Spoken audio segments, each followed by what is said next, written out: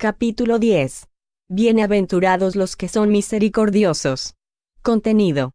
Perdonad para que Dios os perdone. Reconciliarse con los adversarios. El sacrificio más agradable a Dios. La paja y la viga en el ojo. No juzguéis para que no seáis juzgados. El que esté sin pecado, que le arroje la primera piedra.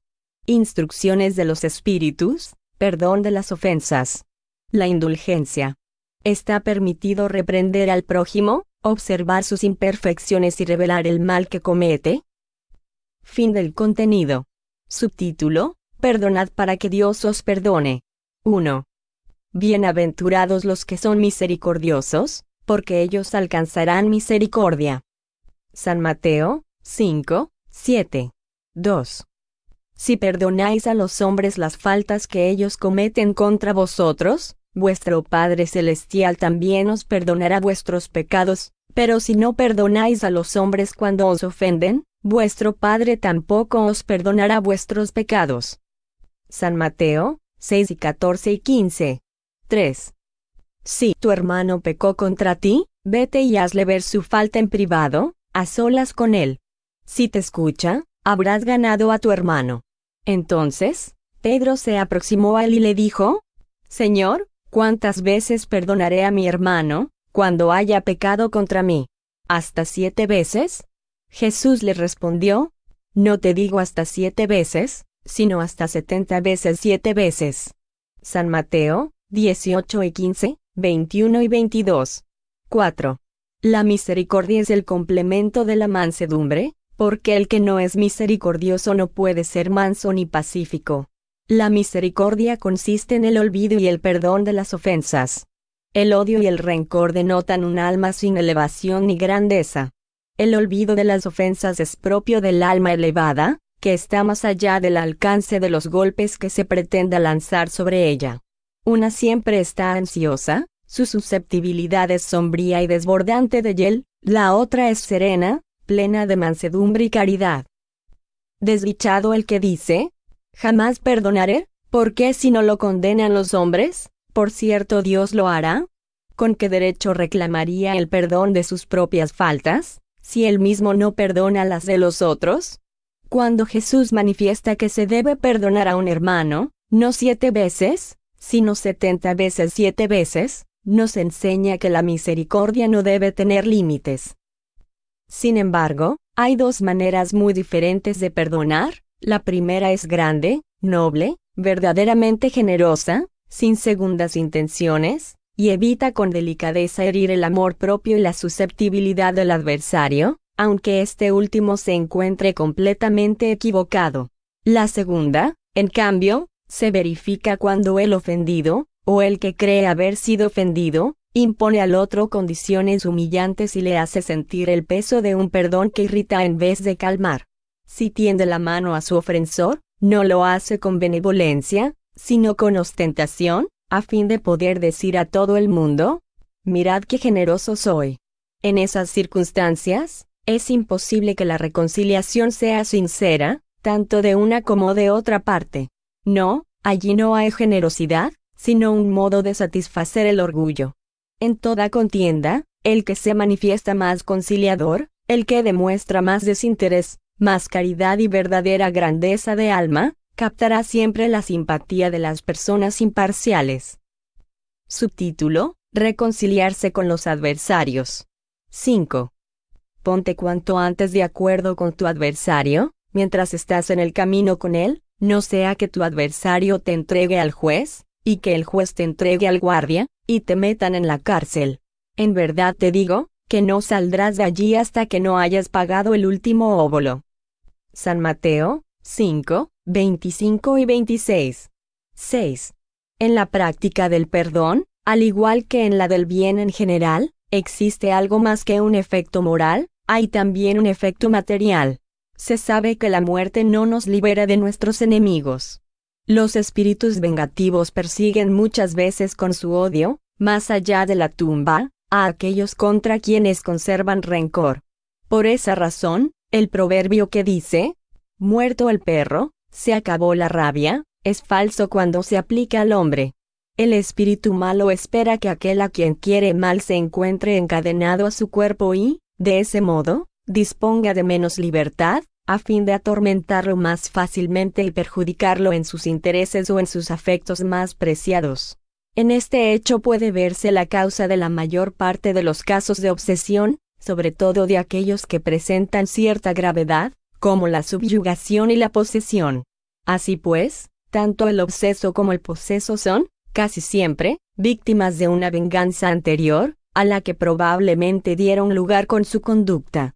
Dios lo permite para castigarlos por el mal que han hecho o, si no lo han hecho, por haber faltado a la indulgencia y a la caridad, al no perdonar. Conviene, pues, desde el punto de vista de nuestra futura tranquilidad, que cada uno repare, cuanto antes, los daños que haya podido causar a su prójimo, que perdone a sus enemigos, a fin de que se extinga, antes de que le llegue la muerte, todo motivo de disensiones, toda causa fundada de animosidad ulterior. Así, de un enemigo obstinado en este mundo, podemos hacer un amigo en el otro o, al menos, colocarnos del lado de la justicia. En ese caso, Dios no permite que quien perdonó quede expuesto a la venganza. Cuando Jesús recomienda que nos reconciliemos cuanto antes con nuestro adversario, no es solo con el propósito de apaciguar las discordias durante la existencia actual, sino para evitar que se perpetúen en las existencias futuras. Él dijo: no saldrás de la cárcel hasta que no hayas pagado el último óbolo, es decir, mientras no hayamos satisfecho por completo la justicia de Dios. Subtítulo: el sacrificio más agradable a Dios. 7. Si, pues, al presentar tu ofrenda en el altar, te acuerdas de que tu hermano tiene algo contra ti, deja tu ofrenda allí, al pie del altar, y ve primero a reconciliarte con tu hermano, luego vuelve para presentar tu ofrenda. San Mateo 5:23 y 24. 8. Cuando Jesús dice: ve a reconciliarte con tu hermano, antes de presentar tu ofrenda en el altar, enseña que el sacrificio más agradable al Señor es el que el hombre hace de su propio resentimiento, que antes de presentarse ante Él para ser perdonado es preciso que haya perdonado él mismo, y que haya reparado el daño que ha podido causar a sus hermanos. Solo entonces la ofrenda será aceptada, porque provendrá de un corazón puro, exento de todo pensamiento malo. Como los judíos ofrecían sacrificios materiales, Jesús materializó ese precepto. Él debía adaptar sus palabras a las costumbres de ese pueblo. El cristiano, por su parte, no ofrece bienes materiales, ha espiritualizado el sacrificio, razón por la cual el precepto tiene más fuerza. El cristiano ofrece su alma a Dios, y esa alma debe estar purificada. Al entrar en el templo del Señor, debe dejar fuera todo sentimiento de odio y de animosidad, todo pensamiento malo contra su hermano. Solo en ese caso los ángeles llevarán su plegaria a los pies del Eterno. Eso es lo que enseña Jesús con estas palabras: deja tu ofrenda al pie del altar, y ve primero a reconciliarte con tu hermano, si quieres ser agradable al Señor. Subtítulo: la paja y la viga en el ojo. 9. ¿Por qué miras la paja que hay en el ojo de tu hermano, y no miras la viga que hay en tu propio ojo? ¿O cómo dices a tu hermano: déjame sacar la paja de tu ojo, tú que tienes una viga en el tuyo? Hipócrita, quita primero la viga de tu ojo, y entonces verás cómo sacar la paja del ojo de tu hermano. San Mateo 7, 3 a 5. 10. Uno de los defectos de la humanidad consiste en ver el mal del otro antes de que veamos el mal que está en nosotros. Para juzgarse a sí mismo, sería preciso que el hombre pudiera verse en un espejo, transportarse en cierto modo fuera de sí, a fin de considerarse como otra persona, y preguntarse: ¿qué pensaría yo si viese hacer a otro lo que yo hago?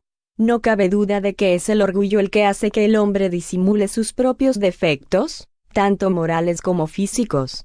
Ese defecto es esencialmente contrario a la caridad, porque la verdadera caridad es modesta, sencilla e indulgente. La caridad orgullosa es un absurdo, puesto que ambos sentimientos se neutralizan uno a otro.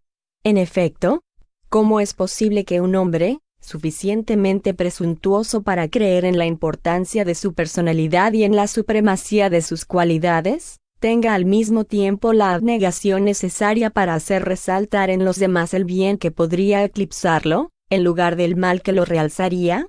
Si bien el orgullo es el padre de muchos vicios, es también la negación de muchas virtudes. Se lo encuentra en el fondo y como móvil de casi todas las acciones. Por eso Jesús se empeñó en combatirlo como al principal obstáculo del progreso. Subtítulo: No juzguéis para que no seáis juzgados. El que esté sin pecado, que le arroje la primera piedra. 11. No juzguéis, para que no seáis juzgados. Porque seréis juzgados según el modo como hayáis juzgado a los otros, y se empleará para con vosotros la misma medida que hayáis empleado para con ellos. San Mateo 7, 1 y 2. 12. Entonces los escribas y los fariseos le trajeron una mujer que había sido sorprendida en adulterio, la pusieron de pie en medio del pueblo, y dijeron a Jesús: Maestro, esta mujer acaba de ser sorprendida en adulterio. Ahora bien, Moisés nos ordenó en la ley que se la pide a las adúlteras. ¿Cuál es tu opinión acerca de eso? Y esto lo decían para tentarlo, a fin de tener de qué acusarlo. Pero Jesús, inclinándose, se puso a escribir con el dedo en la tierra. Y como ellos insistían en preguntarle, él se levantó y les dijo: Aquel de vosotros que esté sin pecado, que le arroje la primera piedra. Luego, se inclinó de nuevo, y continuó escribiendo en la tierra. Ellos, al oír que Jesús habló de ese modo, se retiraron uno tras otro, y los ancianos se alejaron primero. Y así, Jesús quedó a solas con la mujer, que estaba en medio de la plaza. Entonces Jesús se incorporó y le dijo: Mujer, ¿dónde están los que te acusan? ¿Ninguno te condenó? Ella le dijo: No, Señor. Jesús le respondió: ¿Tampoco yo te condenaré? Vete, y en adelante no peques más. San Juan 8, 3 a 11. 13. Aquel que esté sin pecado, que le arroje la primera piedra, dijo Jesús. Esta máxima hace de la indulgencia un deber, porque no hay nadie que no la necesite para sí mismo. Nos enseña que no debemos juzgar a los otros con mayor severidad que aquella con la que nos juzgamos a nosotros mismos, ni condenar en los demás lo que absolvemos en nosotros. Antes de reprochar una falta a alguien, miremos si no podría recaer sobre nosotros la misma reprobación. La reprobación de la conducta ajena puede tener dos motivos: reprimir el mal o desacreditar a la persona cuyos actos se critican. Este último propósito nunca tiene disculpa, porque en ese caso solo existe maledicencia y maldad. El primero puede ser loable, e incluso constituye un deber en ciertos casos, porque de ahí puede resultar un bien, y porque de no ser así, el mal jamás sería reprimido en la sociedad. Por otra parte, ¿no debe el hombre cooperar en el progreso de su semejante? Así pues, este principio no debe ser tomado en su sentido absoluto. No juzguéis si no queréis ser juzgados, porque la letra mata, mientras que el espíritu vivifica. Jesús no podía prohibir la reprobación de lo que está mal, puesto que él mismo nos dio el ejemplo de ello, y lo hizo en términos enérgicos. Con todo, quiso decir que la autoridad de la reprobación está en razón directa de la autoridad moral del que la pronuncia. Ser culpable de aquello mismo por lo que se recrimina a otro, implica abdicar de esa autoridad. Además, es arrogarse el derecho de represión. La conciencia íntima, por otra parte, niega todo respeto y toda sumisión voluntaria a aquel que, investido de algún poder, viola las leyes y los principios que está encargado de aplicar. Para Dios, la única autoridad legítima es la que se apoya en el ejemplo que ella misma da del bien. Eso es igualmente lo que se destaca de las palabras de Jesús. Subtítulo: Instrucciones de los Espíritus. Perdón de las ofensas. 14. ¿Cuántas veces perdonaré a mi hermano? Lo perdonarás no 7 veces, sino 70 veces 7 veces. Aquí tenéis una máxima de Jesús que debe impresionar a vuestra inteligencia y hablar más alto a vuestro corazón. Comparad esas palabras misericordiosas con la oración que Jesús enseñó a sus discípulos, tan sencilla, tan resumida y tan grande en sus aspiraciones, y encontraréis siempre el mismo pensamiento.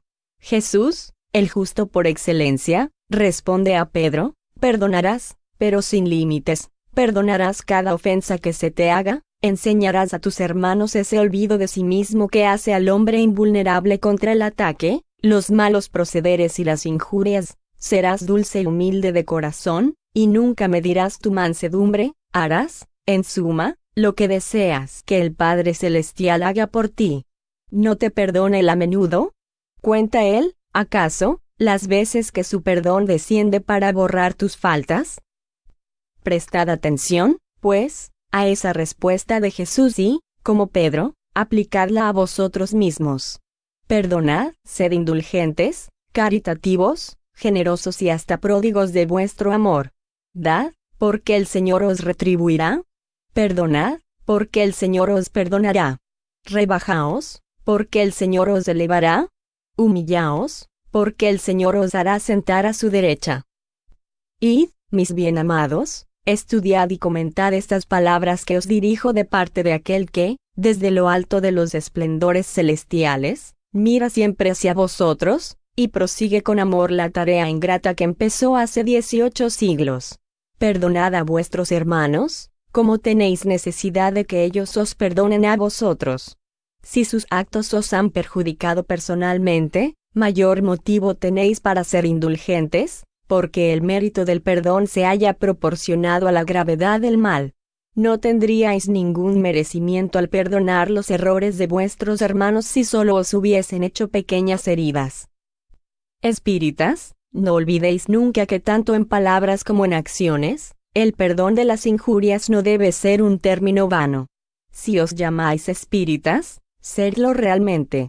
Olvidad el mal que os hayan hecho y no penséis sino en una cosa, el bien que podéis dar a cambio. El que ha ingresado en este camino no debe apartarse de él, ni siquiera con el pensamiento, porque también sois responsables de vuestros pensamientos, que Dios conoce. Haced, por consiguiente, que estén despojados de todo sentimiento de rencor. Dios conoce lo que habita en el fondo del corazón de cada uno. Feliz, pues, aquel que cada noche puede dormirse diciendo: no tengo nada contra mi prójimo. Simeón, Burdeos, 1862. 15. Perdonar a los enemigos es pedir perdón para uno mismo. Perdonar a los amigos es darles una prueba de amistad. Perdonar las ofensas es mostrarse mejor de lo que se era. Perdonad, pues, amigos míos, a fin de que Dios os perdone, porque si sois rígidos, exigentes e inflexibles, si empleáis el rigor hasta por una ligera ofensa, ¿cómo pretenderíais que Dios olvide que cada día tenéis mayor necesidad de indulgencia? Oh, desdichado el hombre que dice: nunca perdonaré, porque pronuncia su propia condena. Además, ¿quién sabe si, al descender hasta el fondo de sí mismo, no reconocería que ha sido el agresor? ¿Quién sabe si, en esa lucha que empieza por un alfilerazo y concluye en una ruptura, no fue él mismo quien dio el primer golpe? Si no se le ha escapado alguna palabra ofensiva, si ha procedido con la moderación necesaria, sin duda, su adversario comete un error al manifestarse tan susceptible, pero esa es una razón más para ser indulgente con él y para que no merezca los reproches que se le dirigen. Admitamos que aquel hombre haya sido realmente ofendido en alguna circunstancia.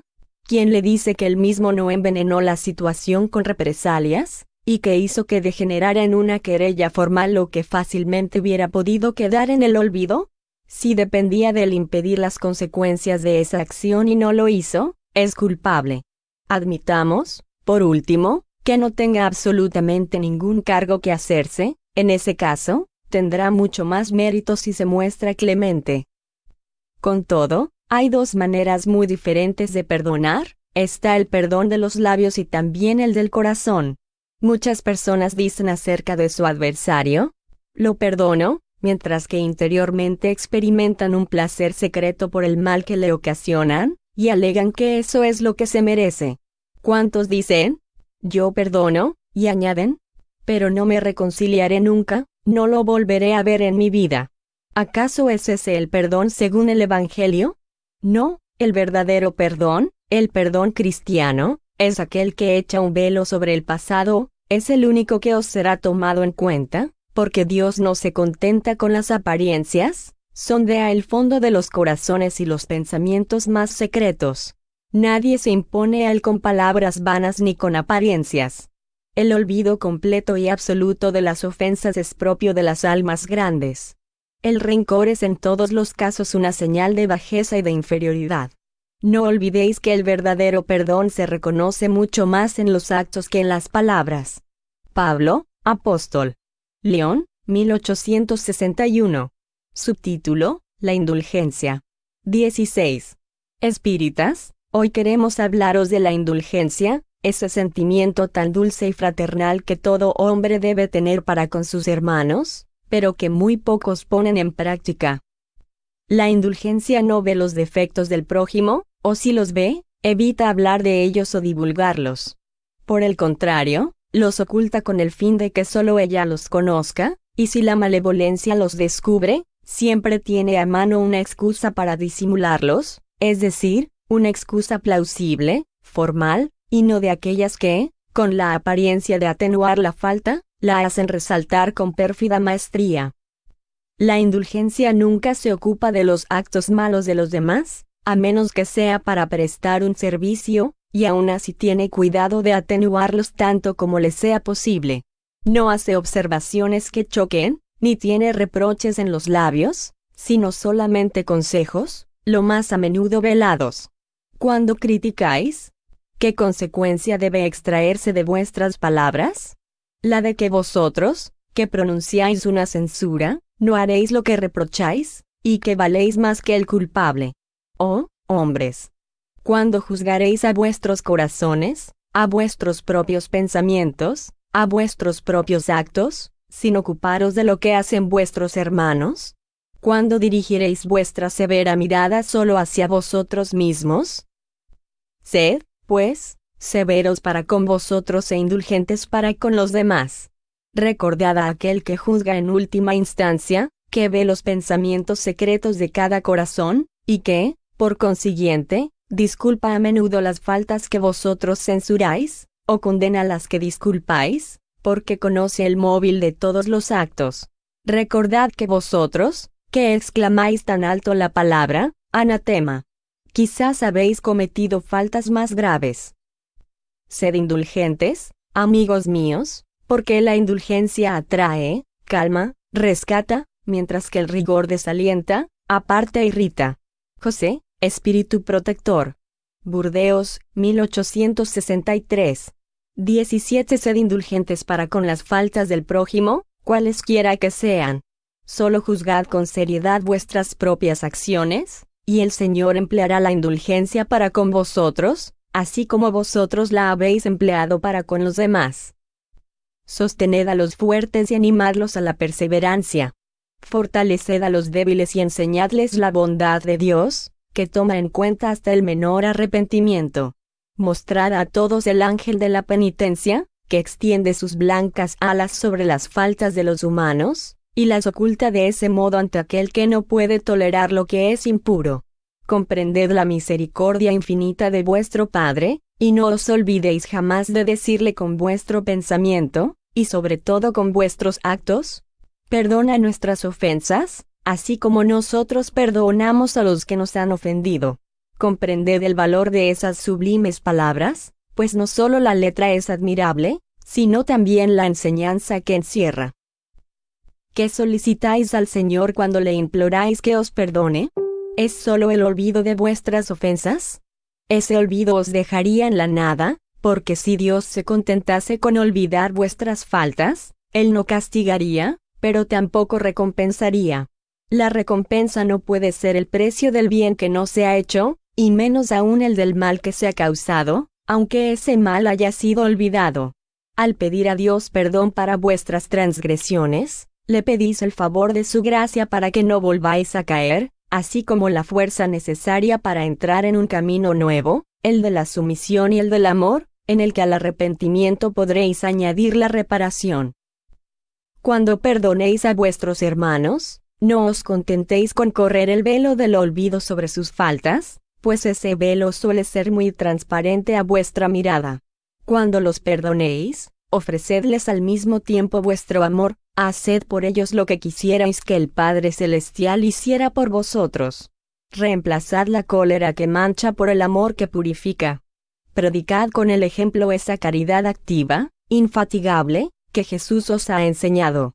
Predicadla como Él mismo lo hizo durante todo el tiempo que vivió en la tierra, visible a los ojos del cuerpo, y como la predica también sin cesar desde que solo es visible a los ojos del Espíritu. Seguid ese divino modelo, no os apartéis de sus huellas, ellas os conducirán al refugio donde encontraréis el reposo después de la lucha. Cargad vuestra cruz, como Él lo hizo, y subid penosamente, pero con valor, vuestro calvario, pues en su cima está la glorificación. Juan, obispo de Burdeos, 1862. 18. Queridos amigos, sed severos para con vosotros mismos e indulgentes para con las debilidades de los otros. Esta es también una práctica de la santa caridad que muy pocas personas observan. Todos tenéis malas inclinaciones que vencer, defectos que corregir, costumbres que modificar. Todos tenéis que desprenderos de una carga más o menos pesada, para ascender a la cima de la montaña del progreso. ¿Por qué, pues, sois tan clarividentes en relación con el prójimo, y tan ciegos en relación con vosotros mismos? ¿Cuándo dejaréis de advertir en el ojo de vuestro hermano la paja que lo molesta, para ver en vosotros la viga que os ciega y os hace andar de caída en caída? Creed en vuestros hermanos, los espíritus. Todo hombre suficientemente orgulloso para considerarse superior, en virtud y en mérito, a sus hermanos encarnados, es insensato y culpable, y Dios le castigará en el día de su justicia. El verdadero carácter de la caridad es la modestia y la humildad, que consisten en no ver, más que superficialmente, los defectos del prójimo, así como en esforzarse para hacer que prevalezca lo que en él hay de bueno y virtuoso. Porque aunque el corazón humano sea un abismo de corrupción, siempre existirá en algunos de sus pliegues más recónditos el germen de los buenos sentimientos, chispa brillante de la esencia espiritual. Espiritismo, doctrina consoladora y bendita. Felices los que te conocen y hallan provecho en las saludables enseñanzas de los espíritus del Señor. Para ellos el camino es claro, y al recorrerlo pueden leer estas palabras, que les indican el medio de llegar a destino: caridad práctica, caridad del corazón, caridad para con el prójimo como para uno mismo, en una palabra, caridad para con todos y amor de Dios por encima de todas las cosas, porque el amor de Dios resume todos los deberes, y porque es imposible amar realmente a Dios sin practicar la caridad, de la que la ha hecho una ley para todas sus criaturas. Dufet, obispo de Nevers. Burdeos. Subtítulo: ¿Está permitido reprender al prójimo, observar sus imperfecciones y revelar el mal que comete? 19. Puesto que nadie es perfecto, ¿se sigue de ahí que nadie tiene derecho a reprender al prójimo? Por cierto que no, pues cada uno de vosotros debe trabajar por el progreso de todos y, sobre todo, de aquellos cuya tutela se os ha confiado. No obstante, por esa misma razón, debéis hacerlo con moderación, con un fin útil, y no como se hace la mayor parte de las veces, por el placer de denigrar. En este último caso, la reprobación es una maldad. En el primero, es un deber que la caridad ordena cumplir con todos los miramientos posibles. Más aún, la reprobación que alguien haga a otro debe también dirigirla a sí mismo, procurando averiguar si la merece. San Luis. París, 1860. 20. ¿Será reprensible observar las imperfecciones del prójimo, cuando de eso no resulte ningún provecho para él, y aunque no las divulguemos? Todo depende de la intención. Por cierto, no está prohibido ver el mal, cuando el mal existe. Sería incluso inconveniente ver en todas partes solamente el bien, pues esa ilusión perjudicaría al progreso. El error consiste en hacer que esa observación redunde en detrimento del prójimo, y lo desacredite, sin necesidad, ante la opinión de los demás.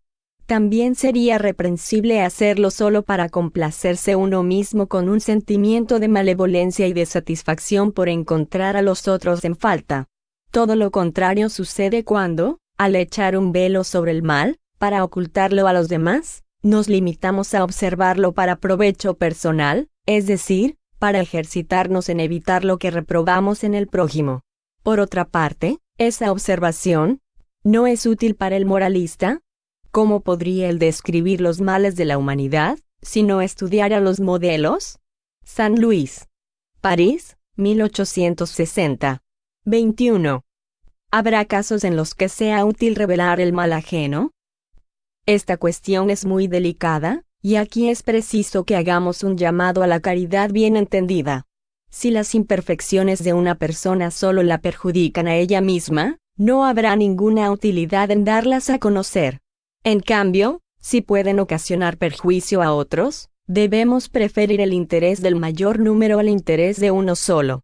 Según las circunstancias, desenmascarar la hipocresía y la mentira puede constituir un deber, porque más vale que caiga un hombre, y no que muchos lleguen a ser sus víctimas. En un caso así, es necesario evaluar la suma de las ventajas y de los inconvenientes. San Luis, París, 1860.